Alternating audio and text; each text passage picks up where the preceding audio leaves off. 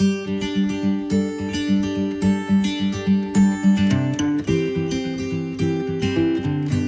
Students, पिछली video में हमने बीजगणित के बारे में जाना था और बीजगणित के अंदर हमने देखा था कि किस प्रकार से हम अक्षरों के इस्तेमाल से नियम बना सकते हैं और जिन अक्षरों के इस्तेमाल से वो नियम बनते हैं उन्हें हम चर बोलते हैं। चर का मतलब जिसके मान में कभी भी परिवर्तन आ जाए, प्रश्न के अनुसार उसका मान एक समान नहीं रहता, उसके मान में परिवर्तन होता रहता है। यदि मैं संख्या 5 की बात करूं तो 5 को हम कहीं भी लिख लें उसका मान 5 ही रहेगा।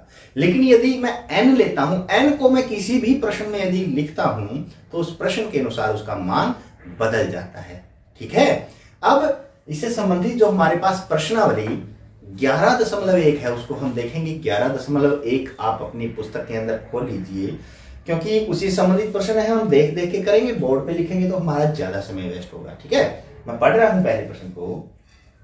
तीलियों से प्रतिरूप बनाने के लिए एक आवश्यक तीलियों की संख्या के लिए नियम ज्ञात कीजिए। नियम लिखने के लिए एक चर का प्रयोग कीजिए। चर का प्रयोग करना है।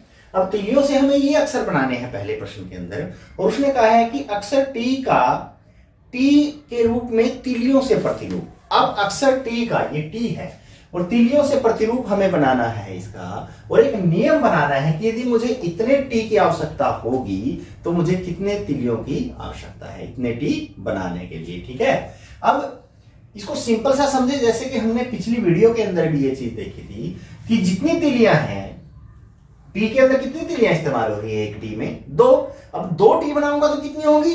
4। 3 बनाऊंगा तो 6।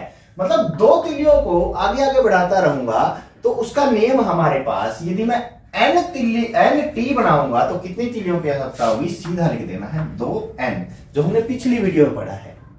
ठीक है ना, बिल्कुल उसी प्रकार से, क्योंकि एक टी के लिए 2 तीलियों की आवश्यकता है, 2 टी के लिए 4 की होगी। वो 2 का पहाड़ा ही तो है, और 2 का पहाड़ा 2 का एक गुणज होता है, और गुणज ही है ये हमारे पास इतना। 2n का मतलब 2 गुणा n। n तीलियां यदि हमें बनानी है तो कितनी तीलियों की आवश्यकता होगी? 2n। अब उसी प्रकार z के अंदर कितनी तीलियां हैं एक z में? 3। 2 में 6, 3 में 9। उसी प्रकार 3 का गुणज हमारे पास है कि तो n में इसका क्या बन जाएगा? 3n। ये प्रतिरूप हमारे पास, हालांकि टेबल के रूप में हमें बनाना है, जिस प्रकार की हमें एक उदाहरण यहां पे दे रखा है पेज नंबर 243 पे भी है, और 243 के ऊपर है जो माचिस की तीलियों के और प्रतिरूप। ये प्रतिरूप है, आप इस प्रकार से टेबल में बना सकते हैं। मैं सीधा फाइनल उत्तर यहाँ पे ले रहा हूं। ठीक है ना, जिस प्रकार हमने पिछली वीडियो में प्रतिरूप से लेके टेबल बनाई थी वो तीलियों की, तो उसी प्रकार आप बना सकते हैं, लेकिन यहाँ सीधा लिखने का तरीका मैं आपको बता रहा हूं। एक यू बनाने के लिए कितनी तीलियों की आवश्यकता है? 3। 2 के लिए 6, 3 के लिए 9, उसी प्रकार से, और n के लिए इसका भी 3n। एक v बनाने के लिए कितनी तीलियों की आवश्यकता है? 2। 2 के लिए 4, 3 के लिए 6, वो 2 का ही प्रतिरूप है, तो ये आ गया 2n तीलियों के लिए। और जरूरी नहीं है कि हम हर जगह n ही लेते हैं, कुछ और भी अक्षर हम ले सकते हैं। मान लो ये e है, e बनाने के लिए कितनी तीलियों की आवश्यकता है? एक e के लिए 4 है। देखो 3 और 1 4 की दे रखी है ना इसने, ई में नहीं, ई में इसने दे रखी है ये, सॉरी। एक ई को देखते हैं। ई में एक ई बनाने के लिए कितनी तीलियों की आवश्यकता है? 5। यहां देखिए 1 2 3 4 5। 2 के लिए 10, 3 के लिए 15। ये 5 का गुणज होगा तो 5x। अब x क्यों लिया? मैंने यही कहा ना कि हम कोई भी प्रतिरूप बनाते वक्त किसी भी अक्षर को ले सकते हैं, जरूरी नहीं कि हमें n ही लेना है। भाई 5x की जरूरत होगी, जब n की जगह कोई मान रख रहे हैं वही मान x की जगह रख दें, उसमें कोई फर्क नहीं पड़ेगा। आप इसका उत्तर 5n भी लिखेंगे तो भी कोई फर्क नहीं है, वो भी बराबर है। ठीक है, s के लिए देखिए कितनी तीलियों की आवश्यकता? 1 2 3 4 5। ये भी 5 ही है, 5 है तो हमारे पास इसका मान भी क्या आ गया? 5n प्रतिरूप का। अब आगे a के लिए 1 2 3 4 5 6। अब 6 तीलियों की आवश्यकता, 1 a के लिए, 2 के लिए 12 है, 3 के लिए 18 है, उसी प्रकार चलेगा। और n के लिए हमारे पास 6n इसका मान आ जाएगा। तो ये हमारे पास पहला प्रश्न था।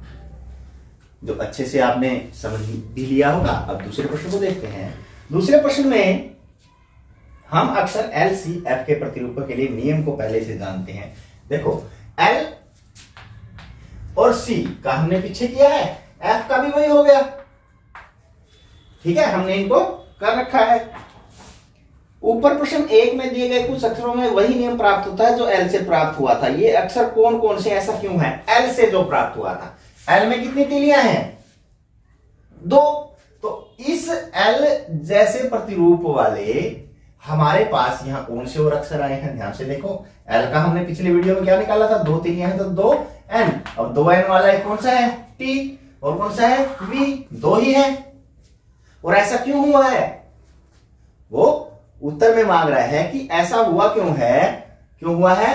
क्योंकि एल के अंदर भी तीलियों की, एक एल के अंदर तीलियों की संख्या 2 थी, टी में भी 2 है, वी में भी 2 है। किसी और अक्षर में 2 तीलियां होती तो उसका प्रतिरूप भी एल के जैसा ही आता। अब इसी प्रकार सी का देख लेते हैं। सी में हम देखें, सी का पूछ नहीं रखा लेकिन वैसे देख लेते हैं। सी में हमारे पास 3 एन तीलियों की आवश्यकता होगी किन्हीं भी सी एन सी बनाने के लिए, ठीक है। अब 3 एन वाले देख लो, ये आ गया जेड, ये आ गया यू और नहीं है, तो ये दोनों इसके जैसे प्रतिरूप बना रहे हैं क्योंकि इनके अंदर तीलियों की संख्या समान है। प्रश्न नंबर 3 में देखें, किसी परेड में कैडेट मार्च कर रहे हैं। एक पंक्ति में 5 कैडेट हैं। यदि पंक्तियों की संख्या ज्ञात हो तो कैडेटों की संख्या प्राप्त करने के लिए क्या नियम है?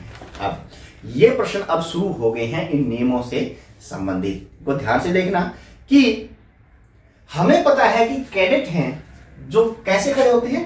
पंक्तियों में, ऐसे ऐसे खड़े होते हैं ना, जैसे हम सुबह प्रेयर के अंदर प्रेयर करने के लिए लाइनों में खड़े होते हैं ना। अब वो कह रहा है कि एक पंक्ति में कितने कैडेट हैं? 5। अगली में भी कितने हैं? 5। इससे अगले में भी 5, आगे आगे आगे 5 हैं। हर पंक्ति के अंदर 5 कैडेट हैं। तो पूछ रहा है कि यदि पंक्तियों की संख्या ज्ञात हो तो कैडेटों की संख्या प्राप्त करने के लिए क्या नियम है? पंक्तियों की संख्या ज्ञात हो, यदि पंक्तियों की संख्या 1 है तो हमारे पास कैडेट कितने हैं? 5। यदि 2 ले लेते हैं तो 10 हो जाती है, 3 ले लेते हैं तो 15। इसी प्रकार इसने हिंट में दे रखा है कि पंक्तियों की संख्या के लिए n का प्रयोग कीजिए। यदि पंक्तियों की संख्या n हो तो कितने कैडेट होंगे? बिल्कुल इसी प्रकार लेना है। एक पंक्ति में जितने कैडेट हैं उसको पंक्तियों की संख्या से गुणा कर देते हैं। कितना आ गया? 5 गुणा n। 5 गुणा n का मतलब 5 n कैडेट इन पंक्तियों में होंगे, ठीक है। अगला भी इसी प्रकार सारे प्रश्न ये ऐसे चलेंगे। एक पेटी में 50 आम है। आप पेटियों की संख्या के पदों में आमों की कुल संख्या को किस प्रकार लिखेंगे? आप पेटियों की संख्या के पदों में आमों की कुल संख्या को किस प्रकार लिखेंगे? पेटियों की संख्या के लिए b का प्रयोग कीजिए। एक पेटी में कितने आम हैं? 50 उसने दे दिया। 2 पेटियों में कितने हो जाएंगे? 100। 3 पेटियों में 150, बिल्कुल सही। और यदि n पेटी ले आऊं तो मैं n पे ही जा रहे हैं, हम सूत्र पे जा रहे हैं, तो कितने हो जाएंगे? बिल्कुल सही, 50n हो गए। और b पेटी हो तो b, उसने पेटी दी है b। अब की बार n की जगह b है, बस कुछ नहीं है, तो 50 गुणा b हमारे पास आ जाएगा। क्या हो गया? 50b उस b पेटियों में आम होंगे, क्योंकि पेटियों की संख्या b दे दिया। n दे देता तो 50n होती, ठीक है। आगे, शिक्षक प्रत्येक विद्यार्थी को 5 पेंसिल देता है। विद्यार्थियों की संख्या ज्ञात होने पर क्या आप कुल वांछित पेंसिलों की संख्या बता सकते हैं? विद्यार्थियों की संख्या के लिए s का प्रयोग कीजिए। अब एक विद्यार्थी को 5 पेंसिल देता है अध्यापक, 2 को 10 देगा, 5 और 5 3 को 5 5 5 कितने देगा? 15। लेकिन विद्यार्थी कितने हैं? s। अब की बार n की जगह क्या आ रहा है? s। तो विद्यार्थियों की संख्या क्या होगी?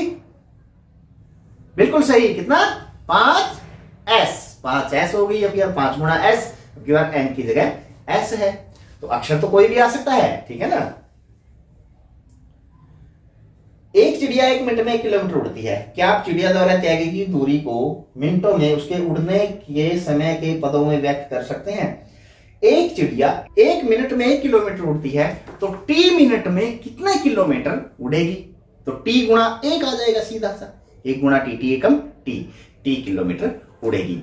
7वें प्रश्न को एक बार ध्यान से पढ़िए। आप गणित जरूर खोल लें, क्योंकि मैं प्रश्न गणित में से ही पढ़ूंगा, और जब तक गणित आपके पास नहीं होगा तो प्रश्न आपको समझ में नहीं आएगा। आप भी एक बार मेरे साथ पढ़ने का प्रयास कीजिए कि राधा बिंदुओं से एक रंगोली बना रही है। खड़ी आगे पाउडर की सहायता से बिंदुओं को जोड़कर रेखाओं का एक सुंदर प्रतिरूप बनाना, जैसे एक आकृति 11.5 में है। ये अगले पेज पे आकृति भी दिखा रखी है इसकी। ऐसे एक रंगोली बना रही है। उसके पास एक पंक्ति में 8 बिंदु हैं। पंक्तियों से रंगोली बना रही है वो, और एक पंक्ति में कितने बिंदु हैं? 8। 8 पंक्तियों की रंगोली में कितने बिंदु होंगे? अब एक पंक्ति में बिंदु, प्रश्न नंबर कौन सा है? 7। एक पंक्ति में बिंदु, एक पंक्ति में कितने बिंदु हैं? 8। तो हमारे पास 8 पंक्तियों में बिंदु हमें निकालना है। अब उसी प्रकार से अब तो हम इसको करना भी सीख गए हैं, लिखना भी सीख गए हैं। जो हमने पीछे तीलियों के प्रतिरूप बनाए थे उसी प्रकार से अब हम सीधे प्रतिरूप लेंगे कि एक पंक्ति में 8 बिंदु है, तो 8 पंक्तियों में कितने बिंदु होंगे? एक में 8 है तो 2 में बिल्कुल सही 16 है, 3 में 24। इसी प्रकार आर में कितने बिंदु हो जाएंगे? 8 गुणा आर, और उसको लिखेंगे 8 आर। 8 गुणा आर या आर गुणा 8 को हम कैसे लिखते हैं? पहले संख्या उसके बाद चर हमारे पास आ गया। ठीक है, अब आगे यदि 8 पंक्तियां हो तो कितने बिंदु होंगे? अब 8 पंक्तियों में बिंदु, 8 पंक्तियों में बिंदु। अब बताओ भाई, पंक्तियां हमने कितनी लिखी? यहां आर कितना आ गया था? 8 आर। अब 8 पंक्तियां हमें मिल गई, तो ये 8 तो हमारे पास ऐसे कैसा ही गुणा आर है ना। अब आर की जगह हम ये 8 पंक्तियां हमें दे रखी है। आर क्या थी? पंक्तियों की संख्या ही थी। अब पंक्तियों की संख्या थी 8 हो तो उसको आर की जगह लिख दीजिए, तो 8 और 64 बिंदु हमारे पास 8 पंक्तियों में होंगे। ठीक है, यदि 10 पंक्तियां हो तो कितने बिंदु होंगे? अब 10 पंक्तियों में बिंदु निकाल लेंगे हम। 10 पंक्तियों में बिंदु, 10 पंक्तियों में बिंदु निकालेंगे तो अब की बार आर की जगह क्या आ जाएगा? पंक्तियों की संख्या ही तो है यार। यहां कितनी है? 10। 8 नहीं 80 हमारे पास बिंदु आ गए। 10 पंक्तियों में कितने बिंदु हो गए? 80। ठीक है, प्रश्न नंबर 8 को देखते हैं। लीला राधा की छोटी बहन है। ध्यान से समझे इसको।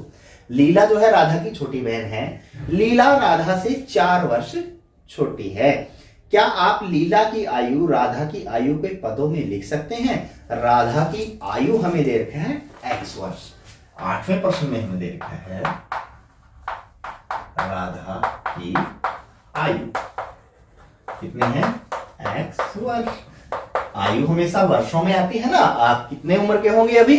यदि आप 6 साल के स्कूल जाने लग गए हैं और आप 6ठी क्लास में हैं तो 12 साल के या 11 साल के आप अब होंगे। ठीक है ना, तो साल का मतलब वर्ष, कितने वर्षों के होंगे? तो राधा की आयु यदि x वर्ष है, x वर्ष यदि हमें दे रखा है और बता रखा है कि लीला राधा से 4 वर्ष छोटी है। चलो आप सोच लीजिए कि आपकी कोई छोटी बहन आपसे 4 साल छोटी है और आप अब इतने साल के हैं, तो वो कितने साल की है? यदि आज आप 12 साल के हैं तो आपसे 4 साल जो छोटी बहन है वो कितने साल की होगी?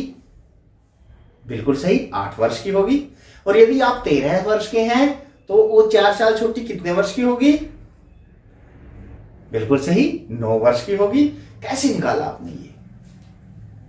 जी हां, घटा के निकाला ना कि जितनी आपकी उम्र है उसमें से आपने वो 4 साल घटा दिए जो जितनी छोटी आपकी बहन है।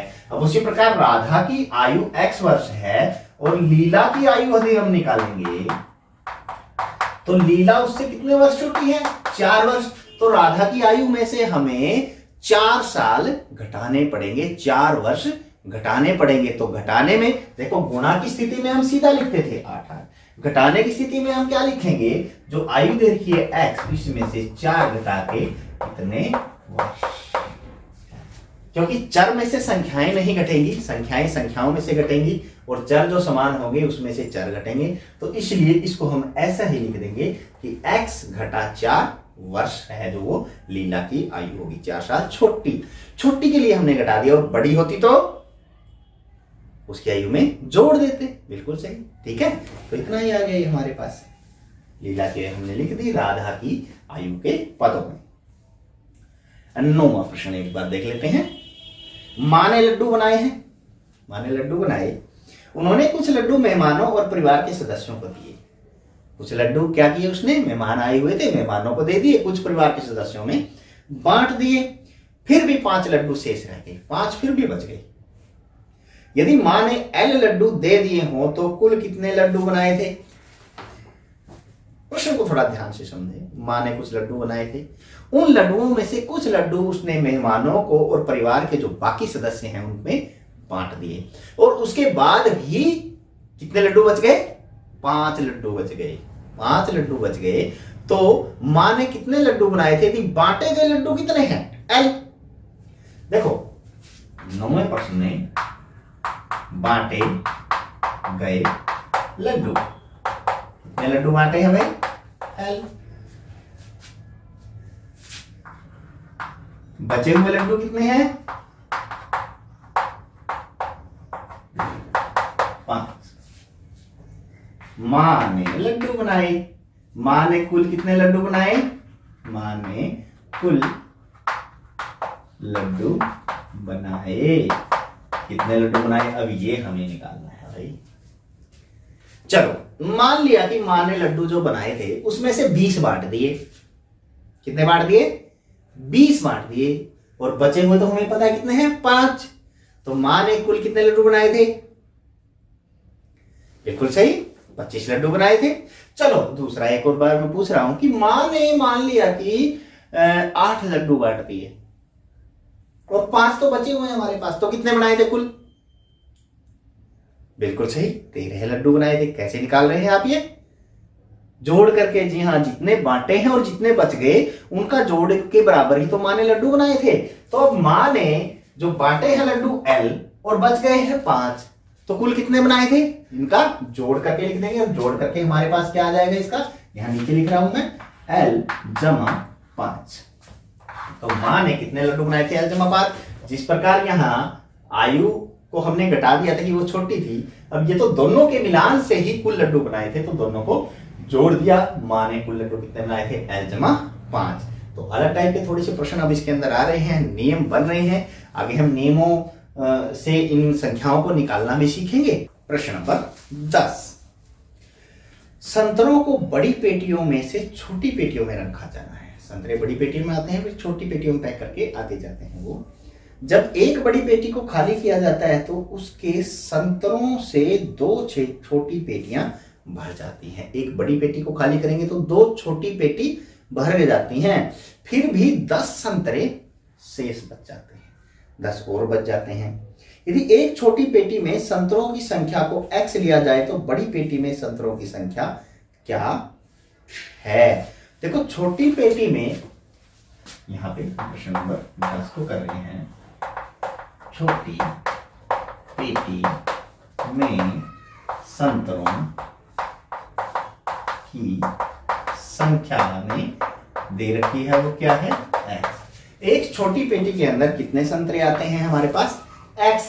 अब हमें निकालना है बड़ी पेटी में संतरों की संख्या। बड़ी पेटी में संतरों की संख्या हमें ज्ञात करनी है। ध्यान रहे, प्रश्न को एक बार दोबारा से पढ़ लें, आपको बातें क्लियर हो जाएंगी। संतरों की बड़ी पेटियों में से छोटी पेटियों में रखा जाना है। जब एक बड़ी पेटी को खाली किया जाता है तो उसके संतरों से 2 छोटी पेटियां भर जाती हैं और फिर भी 10 संतरे शेष रह जाते हैं। अर्थात एक बड़ी पेटी में 2 छोटी पेटियों के बराबर संतरे हैं और उससे भी 10 ज्यादा हैं जो बच गए। 2 तो देखो छोटी पेटियां पूरी भर गई, उसके बाद 10 बच गई। अब एक पेटी के अंदर हमारे पास x संतरे आते हैं, तो 2 पेटियों में कितने आएंगे? 2 बार x, 2 बार x का मतलब 2 गुणा x, 2 गुणा x का मतलब कितने आएंगे 2x। अब इस बड़ी पेटी के संतरों से 2 पेटियां हमने भर दी 2x संतरों के बराबर, उसके बाद भी 10 बच गए, अर्थात 10 संतरे और ज्यादा इस बड़ी पेटी में हैं, तो ज्यादा के लिए हम जोड़ देंगे। तो हमारे पास बड़ी पेटी में संतरों की संख्या क्या आएगी 2x जमा 10 आ गई। 2x तो क्यों, क्योंकि 2 पेटियां भरी गई 2x के बराबर, 2 छोटी पेटियां भरी गई और 10 और बच गए, वो भी जोड़ने पड़ेंगे क्योंकि वो बड़ी पेटी में तो है ना वो संतरे, छोटी में नहीं आए वो बच गए।